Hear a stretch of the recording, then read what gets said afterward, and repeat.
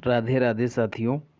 आज हम लोग सिंधु घाटी सभ्यता के शेष हिस्से को कवर करेंगे।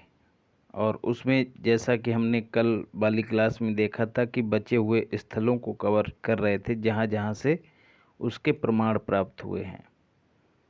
तो शुरू करने से पहले बता दूं, पीसीएस पार्थ अब नया नाम हो गया है चैनल का। इसको सब्सक्राइब कीजिए और टेलीग्राम चैनल उसको इस तरह से सर्च कीजिए पीसीएस पार्थ, तब आपको मिल जाएगा। और वहीं पर कल वाली मतलब पिछली क्लास की पीडीएफ और ये कंपाइल्ड करके आपको दे दी जाएगी। और इसी के साथ ये पूरा सिंधु घाटी सभ्यता टॉपिक कंप्लीट हो जाएगा।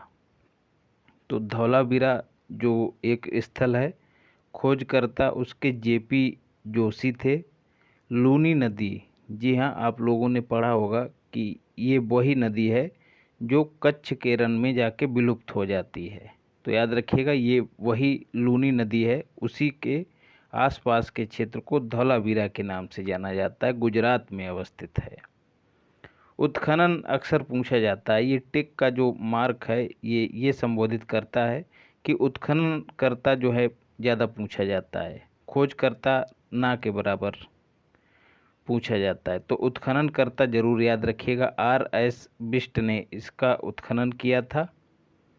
और उत्खनन करने के बाद जो चीज़ें प्राप्त हुई थी, तो जल संरक्षण की बेहतर तकनीक के यहाँ से प्रमाण प्राप्त हुए हैं। जैसे जलाशय के प्रमाण प्राप्त हुए हैं, जल निकासी के बेहतर प्रमाण प्राप्त हुए हैं। और दोस्तों, कच्छ की खाड़ी क्षेत्र में स्थित है। दूसरा सबसे बड़ा स्थल है, ये भी याद रखिएगा। अब सवाल बनता है कि पहला सबसे बड़ा स्थल कौन सा है, तो वो है राखीगढ़ी। राखीगढ़ी, राखीगढ़ी, गढ़ी को जो है अड़ा पड़िएगा, राखीगढ़ी। ठीक है। तो अड़ा जो है वो आपको हरियाणा के अड़ा से मिल जाएगा। हरियाणा में अड़ा होता है, हरियाणा। तो राखीगढ़ी जो है कहाँ अवस्थित है, हरियाणा में, याद रखिएगा। जल संरक्षण की बेहतर तकनीक का उदाहरण जो है यहीं पर मिलता है, धौलावीरा में। त्रिस्तरीय नगर योजना का एकमात्र स्थल यहीं से प्राप्त होता है। मतलब एकमात्र स्थल यही है त्रिस्तरीय। जैसा कि पिछली क्लास में आपको बताया था कि एक तो दुर्ग होता था जो ऊंचा टीला होता था, और एक जो था अपेक्षाकृत कम ऊंचा टीला रहता था, उसको नगर कहा जाता था। लेकिन इसमें इस तरह के 3 टीले प्राप्त हुए हैं। तो यह इस तरह की व्यवस्था वाला एकमात्र स्थल था, याद रखिएगा। स्टेडियम के प्रमाण प्राप्त हुए हैं, साइन बोर्ड के प्रमाण भी प्राप्त हुए हैं, और नेबला की जो है पत्थर से निर्मित मूर्ति प्राप्त हुई है, ये भी याद रखिएगा। और जो करंट अफेयर का एक पॉइंट है इसमें, यूनेस्को ने जो है अपनी विश्व विरासत स्थल की सूची में भारत के 40वें स्थल के रूप में इसको शामिल किया है, ये भी याद रखिएगा। दूसरा स्थल कालीबंगा दोस्तों, इसका अर्थ होता है जैसे मोहन जोदड़ो का अर्थ होता है मृतकों का टीला, वैसे ही कालीबंगा का अर्थ जो है वह है काले रंग की चूड़ियाँ। तो यहाँ से चूड़ियाँ भी प्राप्त हुई हैं। उत्खनन जो है इसका अमलानंद घोष ने किया है। किस नदी के किनारे स्थित है, तो घग्गर नदी के किनारे स्थित है, याद रखिएगा। ये घग्गर नदी है, ना कि घाघरा। यह सरस्वती के नाम से जानी जाती थी। राजस्थान में अवस्थित है कालीबंगा, याद रखिएगा। जुते हुए खेत के प्रमाण जो है यहाँ से प्राप्त हुए हैं, ये बहुत महत्वपूर्ण फैक्ट है और अक्सर पूछ लिया जाता है। अलंकृत ईंटें प्राप्त हुई हैं। घर जो है प्रायः कच्ची ईंटों के बने हुए हैं। लकड़ी के पाइप के प्रमाण प्राप्त हुए हैं। बेलनाकार मोहरें प्राप्त हुई हैं और ऊंट की हड्डियां प्राप्त हुई हैं। दोस्तों, बेलनाकार जो मोहरें हैं वो मिस्र की सभ्यता, मेसोपोटामिया की सभ्यता में भी पाई गई हैं। तो ये जो बेलनाकार मोहरें यहाँ से मिली हैं, ये इस बात का प्रमाण है कि जो सैंदव सभ्यता के लोग थे वो विदेशी व्यापार में संलग्न थे। बनवाली या फिर बनावली, आपको कहीं कहीं बनावली मिलेगा, कहीं कहीं बनवाली मिलेगा। तो उत्खनन इसका आर.एस. बिष्ट ने किया, हरियाणा में स्थित है। जल निकासी की यहाँ पर बेहतर प्रणाली नहीं थी, याद रखिएगा। तांबे की कुल्हाड़ी के साक्ष्य मिले हैं। मिट्टी निर्मित हल, ये मोस्ट इम्पॉर्टेंट है दोस्तों। मिट्टी से बने हुए हल के साक्ष्य यहाँ से प्राप्त हुए हैं। देखिए बनावली, इसको बनवाली के बजाय बनावली पढ़िएगा, ठीक है। बना, क्या बना है? हल, काय का? मिट्टी का। इस तरह से याद रखिएगा। 3 स्तरों के प्रमाण प्राप्त हुए हैं। प्राक हड़प्पा मतलब जो प्रारंभिक अवस्था थी हड़प्पा की, उसके बाद विकसित हड़प्पा और उसके बाद उत्तर हड़प्पा। कोई भी सभ्यता है दोस्तों, पहले प्रारंभिक चरण में होती है, फिर उसका विकास होता है तो पीक पे पहुंचती है, फिर उसके बाद नीचे आती है। तो नीचे आने वाले जो चरण है, नीचे आने वाला, उसी को उत्तर कहते हैं। तो यहाँ पर तीनों प्रकार के स्तरों के प्रमाण मिले हैं, याद रखिएगा। फिर सुरकोतड़ा की बात करें, गुजरात में स्थित है। घोड़े की अस्थियां यहाँ से प्राप्त हुई हैं, याद रखिएगा। रंगपुर, ये भी गुजरात में है। धान की भूसी के साक्ष्य यहाँ से मिले हैं। रोपड़ पंजाब में है दोस्तों, और ये जो है सतलज नदी के किनारे है, ये भी याद रखिएगा, सतलज। यहाँ से मालिक के साथ कुत्ते को दफनाए जाने के साक्ष्य मिले हैं। और रोपड़ जो है आज़ादी के बाद पहली बार उत्खनन जहाँ पर शुरू किया गया, वह स्थल रोपड़ था, ये भी याद रखिएगा। कोट दीजी दोस्तों, अब देखिए अजीब नाम है, कोट दीजी, हाँ, कालीबंगा, सुरकोतड़ा, तो थोड़ा याद रखने में हो सकता है दिक्कत आए, लेकिन बार बार जब पढ़ेंगे चीज़ें तो याद हो जाएंगी। कोट दीजी पाकिस्तान में है। कांसे की चूड़ियों के साक्ष्य यहाँ से मिले हैं। और दोस्तों अग्निकांड से ध्वस्त होने वाला स्थल है, याद रखिएगा। ऐसे प्रमाण प्राप्त हुए हैं जिसके आधार पर अनुमान लगाया जाता है कि यहाँ पर कोई बड़ा अग्निकांड हुआ, उसके बाद यह स्थल जो है वह ध्वस्त हो गया। नगर नियोजन दोस्तों सबसे मुख्य सभ्यता है, कभी कभी कथन के रूप में आपको दे दिया जाता है। प्रमुख विशेषता है नगर नियोजन, और दूसरी जो है जल निकास प्रणाली। ठीक है दोस्तों, हमारे जो पूर्वज और पुरखे थे, आज से 5000, लगभग 5000 वर्ष पूर्व जो है, हमसे बेहतर, तत्कालीन परिस्थितियों के अनुसार हमसे बेहतर जीवन जी रहे थे, पर्यावरण को ध्यान में रखते हुए। तो आज भी हमको उनसे कुछ सीख लेने की ज़रूरत है। यूपीएससी में ये प्रश्न भी पूछा गया है कि हम उस समय की जो सभ्यता है, सैंधव सभ्यता, उससे क्या सीख ले सकते हैं।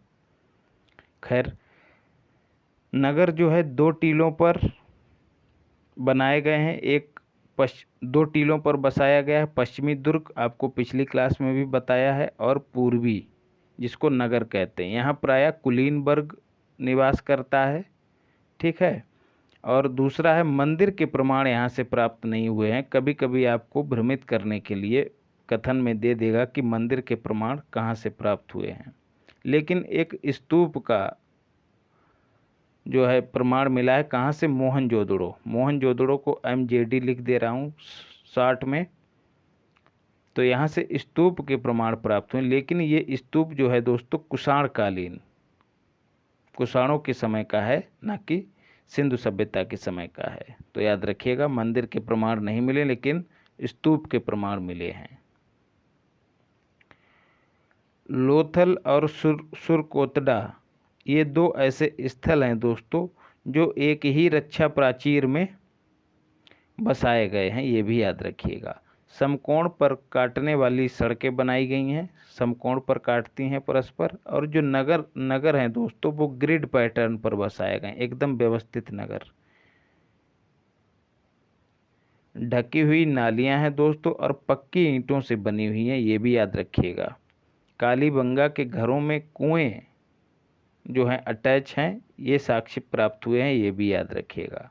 हड़प्पा और मोहनजोदड़ो के जो घर हैं वो पक्की ईंटों से बने हुए हैं, और ईंटों का जो अनुपात है आपसे पूछा जा सकता है, 4:2:1 है। लोथल के जो घर हैं उनके दरवाजे मुख्य सड़क पर खुलते हैं। यह इस तरह की व्यवस्था वाला एकमात्र स्थल है। बाकी अन्य जो भी सैंधव सभ्यता से संबंधित स्थल हैं उन सब के दरवाजे जो हैं मुख्य सड़क पर ना खुलकर अंदर की ओर खुलते थे।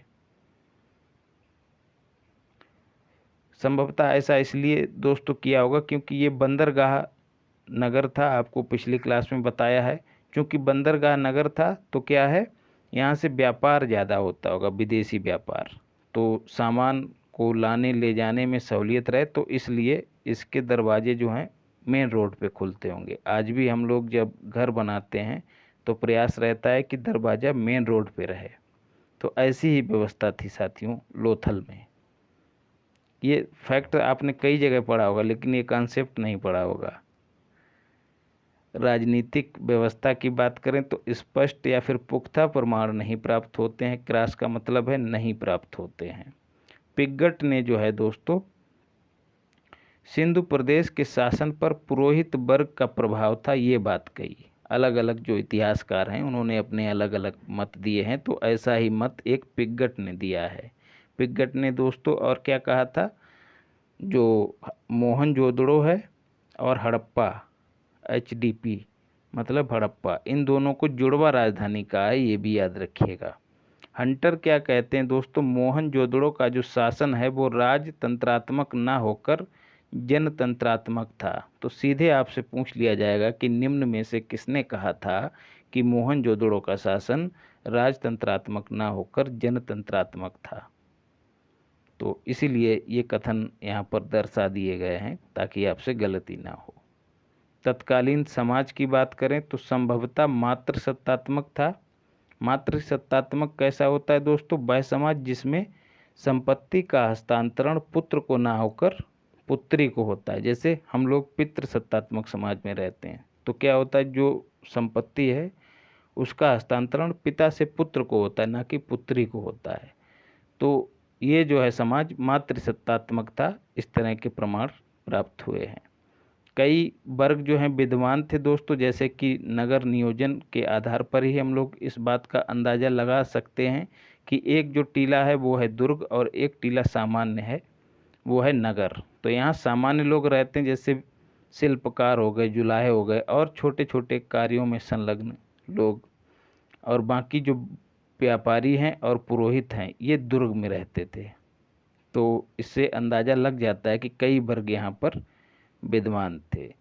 यहाँ के लोग जो हैं दोस्तों शाकाहारी और मांसाहारी दोनों ही स्वभाव के थे, प्रवृत्तियों के थे।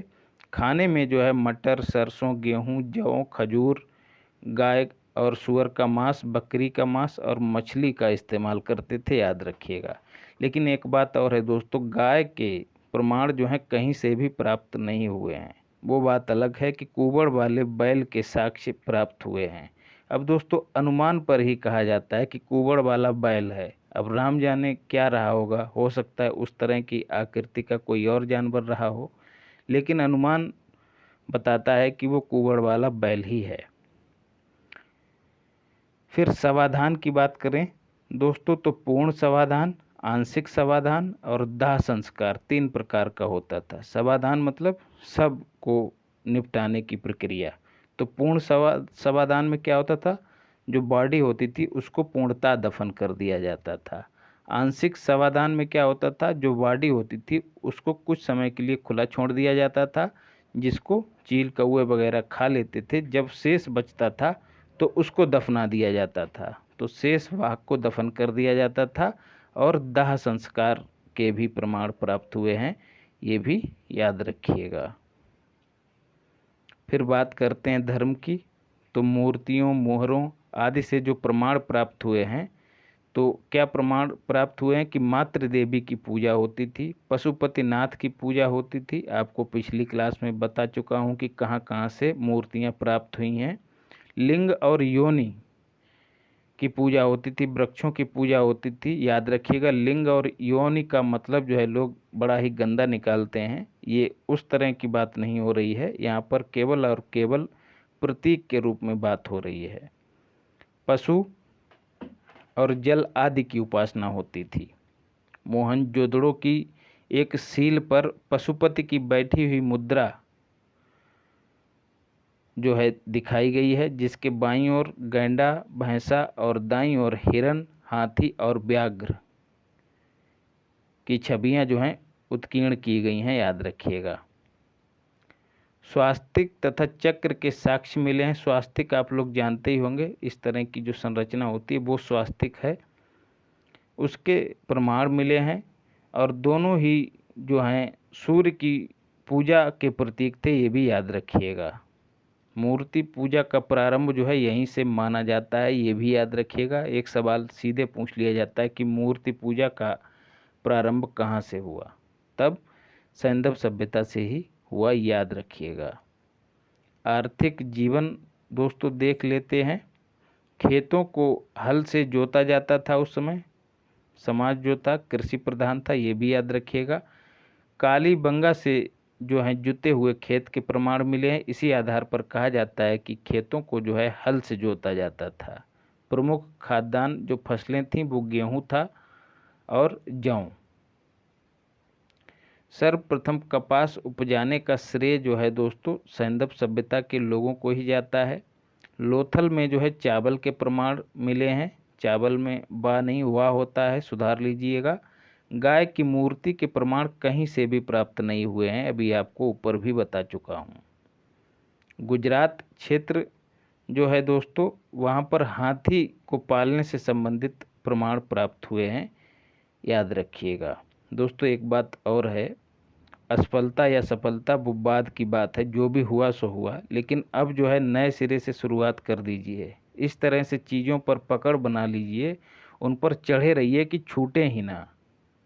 यदि ऐसा कर पाएंगे तभी इस साल जो है सिलेक्शन ले पाएंगे, अन्यथा अगले साल चुनाव है और जब आप जानते ही हैं सरकारें चुनाव जीतती हैं तब सरकारें जो हैं चली जाती हैं हनीमून पे, फिर नहीं किसी की सुनती हैं। तो शुरुआत में मौज करती हैं और उनकी मौज में जो है हमारी खटिया खड़ी रहेगी। तो इसलिए सही मौका है, अभी मत चूकिए, एकदम डटे रहिए। इसीलिए चीज़ें आपको उपलब्ध करा रहा हूँ।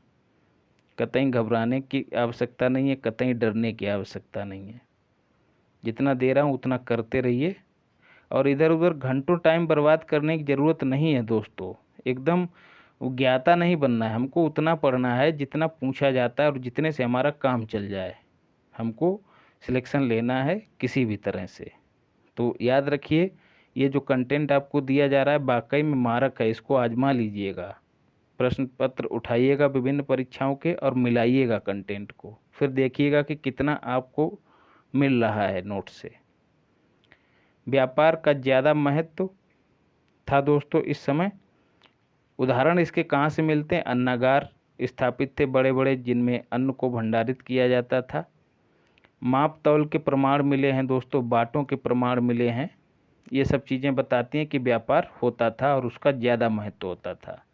सिक्कों के बजाय वस्तु विनिमय, देखिए मोहरें थीं दोस्तों, लेकिन मोहरें जो हैं व्यापार का माध्यम नहीं थी। मोहरें एक तरह से साख का काम करती थी। जैसे आज भी कोई चीज़ बंद होके आती है तो उस पर आपने देखा होगा एक सील लगी होती है, तो उसी तरह का काम करती थी मोहरें, ना कि मुद्रा का काम करती थी। तो सिक्कों के बजाय वस्तु विनिमय मतलब वस्तु की अदला बदली। जैसे किसी को आलू की ज़रूरत है और किसी को भिंडी की ज़रूरत है, ठीक है, भिंडी की ज़रूरत है, तो ये दोनों जब मिल जाएंगे तब आलू वाला भिंडी वाले को, जैसे ए को जो है भिंडी की ज़रूरत है और बी को जो है आलू की ज़रूरत है, तो ए जो है बी को आलू दे देगा और बी जो है ए को भिंडी दे देगा। तो इसी को वस्तु विनिमय कहा गया, मतलब वस्तुओं की अदला बदली।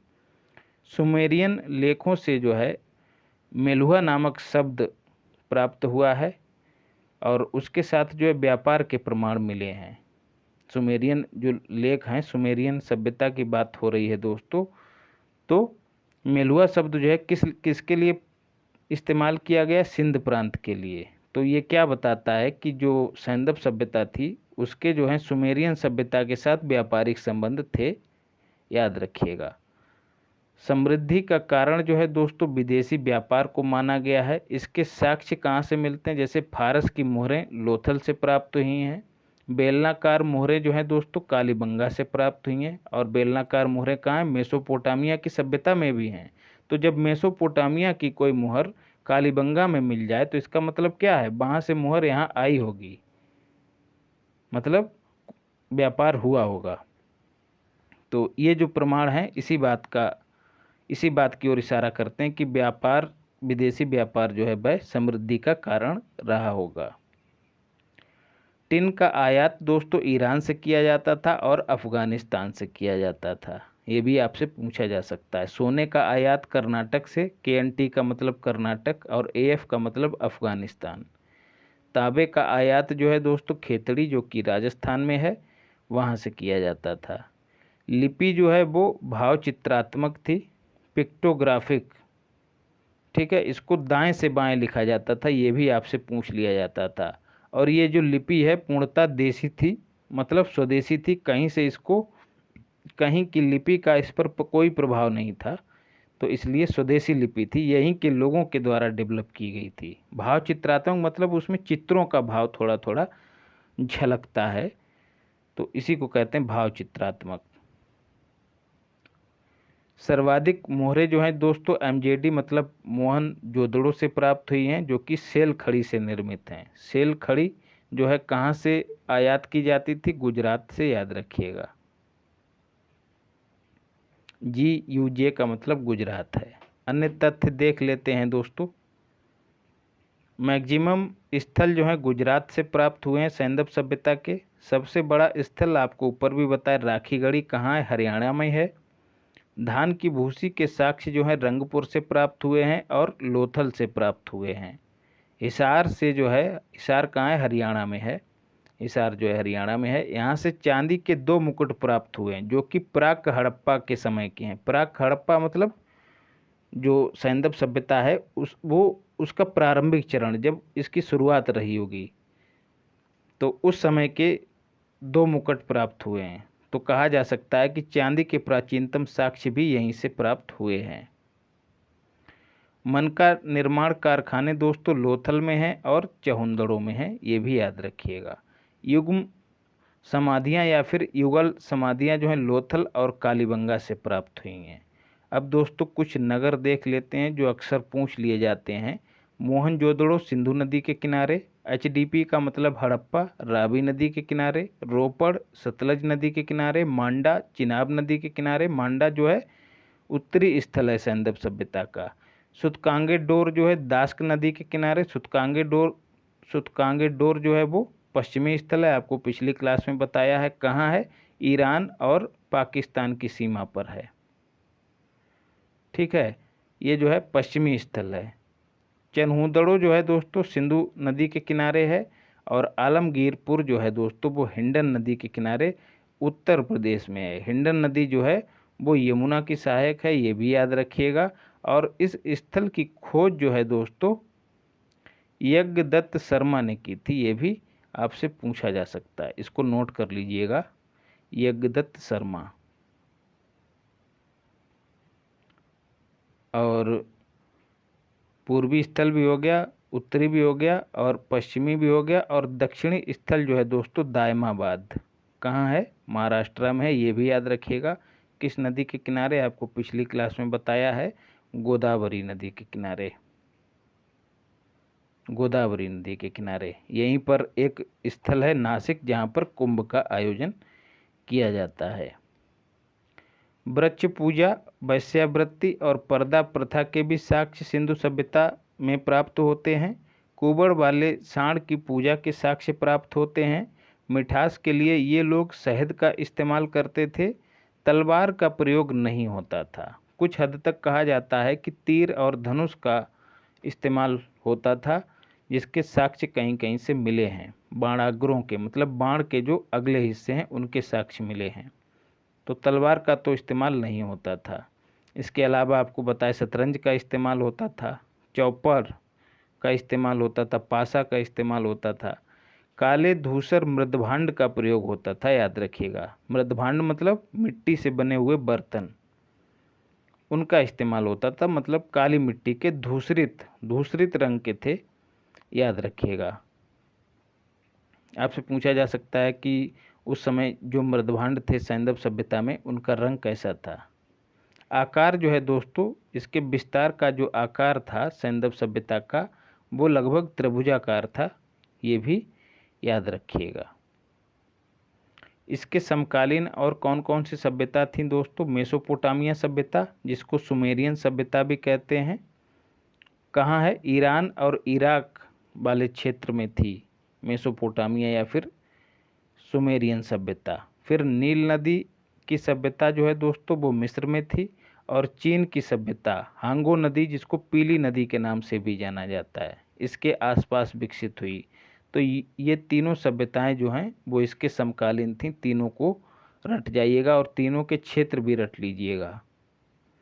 अब पतन के कारण की बात करें दोस्तों, तो जिस तरह से इसके उद्भव को लेकर अलग अलग मत है अलग अलग इतिहासकारों का, वैसा ही इसके पतन को लेकर भी अलग अलग मत है। तो यहाँ से एक सवाल पूछ लिया जाता है प्रायः कि किसने कौन सा मत दिया था। कारण क्या है दोस्तों अलग अलग मत होने के? क्योंकि जहाँ भी जितने भी स्थल प्रायः प्राप्त हुए हैं वो विकसित अवस्था में हैं। तो शुरुआती चरण में कोई ऐसा स्थल मिला ही नहीं है जिससे कि एकदम सटीक अनुमान लगाया जा सके कि इसका शुरुआती चरण कैसा रहा होगा। तो इसीलिए इसके उद्भव के विषय में भी कई मत हैं इतिहासकारों के, और पतन के संदर्भ में भी कई मत हैं। तो आर्यों का आक्रमण, मतलब आर्यों ने इस क्षेत्र पर आक्रमण किया होगा, ऐसा मत किसका है? गार्डन, चाइल्ड और व्हीलर का। जैसा कि हम लोग इसके बाद जो है वैदिक काल को पढ़ेंगे, वहाँ पर आर्यों को पढ़ेंगे। तो गार्डन, चाइल्ड और व्हीलर कहते हैं कि आर्यों ने आक्रमण किया और इनको भगा दिया।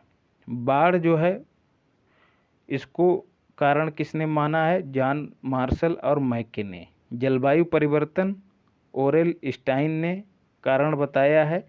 और मलेरिया जो है वो कनेडी जो है दोस्तों अमेरिका के इतिहासकार हैं, इन्होंने सिंधु सभ्यता के पतन का कारण मलेरिया बताया है, यह भी याद रखिएगा। प्रशासनिक शिथिलता जो है दोस्तों मार्शल ने बताई है, ये भी याद रखिएगा। और अब जो है थोड़ा सी सूचना है, RO, ARO और PCS मेंस के लिए निबंध लेखन का ग्रुप चल रहा है। यदि आप इच्छुक हैं तो ज्वाइन कर सकते हैं। व्हाट्सएप नंबर है, मैसेज कर दीजिएगा। बहुत ही कम शुल्क पे चीज़ें आपको उपलब्ध कराई जा रही हैं। ऑडियो फॉर्मेट में कॉपी का मूल्यांकन किया जाता है, फीडबैक आपको दिया जाता है, और हर सप्ताह जो है जो निबंध दिया जाता है उसी का हैंड रिटन आपको मॉडल आंसर दिया जाता है। ये नहीं कि एक बड़ा सा मॉडल दे दिया और उसमें कुछ मतलब मॉडल दे के बस अपना पल्ला झाड़ लिया, ऐसा नहीं है दोस्तों। भीड़ भाड़ से बचिए और ऐसी जगह जुड़िए जहाँ पर वाकई में आपको लगे कि आप जुड़े हुए हैं। बाकी BPSC जो फॉर्म आने वाला है दोस्तों उसके लिए PYQs पढ़ना बहुत ही अनिवार्य है, UPPSC के लिए भी और RO, ARO के लिए भी। इन सबको प्लेलिस्ट में उपलब्ध कराया गया है, इसी चैनल पे आप सर्च करके देख सकते हैं। करंट अफेयर्स के लिए दोस्तों आपको अचूक मार्क सामग्री दी जा रही है। लगभग 10 दिन का करंट अफेयर्स आपको एक क्लास में दिया जाता है। बाकी ये सब कंटेंट जो है प्राप्त करने के लिए आप लोग ज्वाइन कर सकते हैं PCS पार्थ नाम से। इसी तरह से सर्च करिएगा इसी पैटर्न में, तो आपको टेलीग्राम चैनल मिल जाएगा, उसको ज्वाइन कर लीजिएगा। तो दोस्तों अपना और अपनों का और इसके साथ साथ अपने चित्र और चरित्र, समझ रहे हैं, तीनों का ख्याल रखिए और उसको पवित्र बनाए रखिए। देखने के लिए धन्यवाद। मिलते हैं अगली क्लास में।